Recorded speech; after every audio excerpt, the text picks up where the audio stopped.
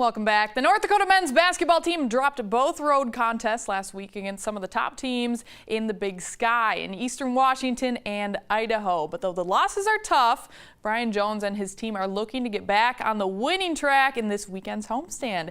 For more on all of that, here's our Alex Heinert with Coach Jones.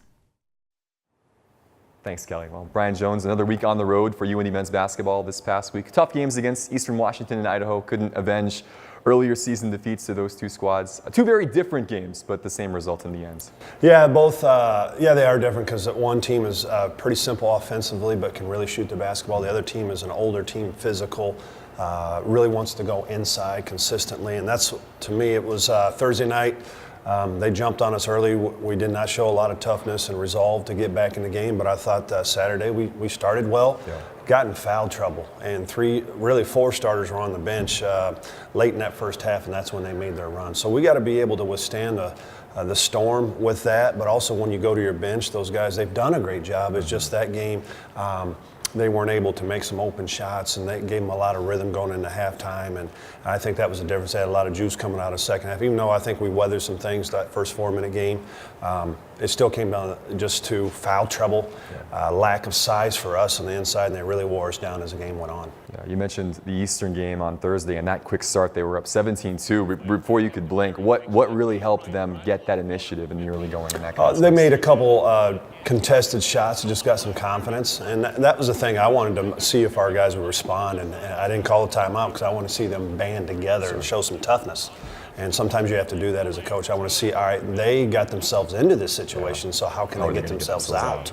And we can't, as coaches, sometimes we can't enable them all the time. We got to help them grind through it and find themselves and really, as I said, come together. So that, I think even after that initial start, we had some moments. We cut it to 8 coming out of halftime, and we showed a lot of fight to us. But they have a player in Beliznik who can win a game by himself. He's that talented. Yeah, he ended up being Eastern Washington's all-time leading scorer in that contest. Had a big night for them. You mentioned that fight because you did show resiliency in that contest to get it to 8 early in the second. What were some of the keys? What did you see from your team to help get back and make this a contest? Well, I thought we defended the way when we've had success. We've shown that, not allowing our offense to affect our urgency and energy on the defensive end. And we shared the basketball. We got great looks on the offensive end. We made some shots.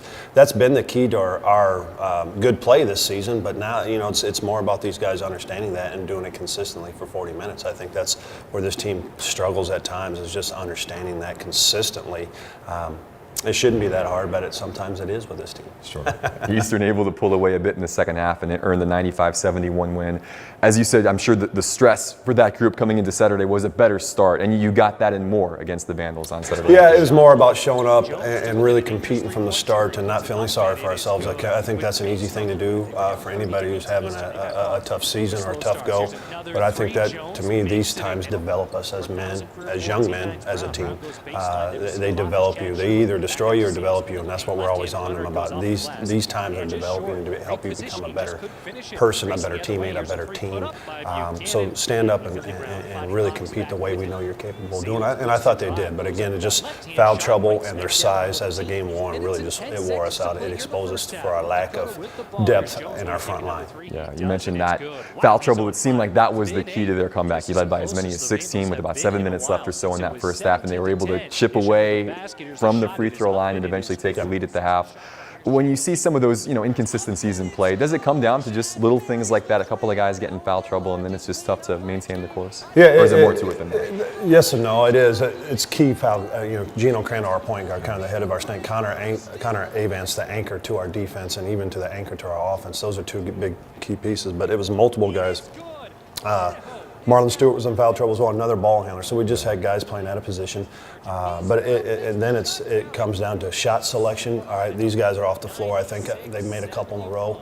I think I can get us going instead of what got us the lead was moving the ball, taking better shots. And just, to me, that's where the youth of our team and younger guys not completely understanding as the game, managing the game. I think that's a big part of it. When you don't have your ball handlers on the floor who manage the game for you, got different guys in different positions.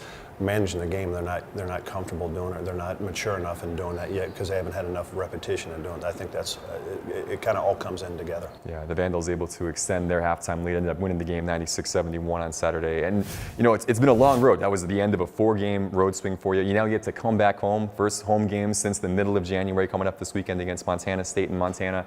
Not easy competition, certainly, but how do you draw on some of the recent experiences, with the 3-game winning streak that you just had a little bit ago, to pull out a couple of wins this weekend against two very good teams? They're 2-1 kind of rivals for us. The Montanas are always tough weekends for us, but I think, you know, what we've tried to do is use these teaching moments and show them and continue to show them until it really sinks in. And I think our guys have always responded well, and they've played well at home with that urgency and energy. So that's my hope as we come out in front of our home crowd and understand that when we do those things, good things will happen for them. And I'm confident. We have 9 conference games left. I think if this team can consistently do the things that they're capable of doing, they can flip that and go 7-2. But if they don't, it could be similar things. And that's where they got to continue to understand and learn and grow and put the work in daily. And that's part of it. Well, we've seen what this team is capable of this season. A chance again to see them in person this weekend. Montana State coming up at 7 o'clock on Thursday. Montana at 4 o'clock on Saturday. Support this team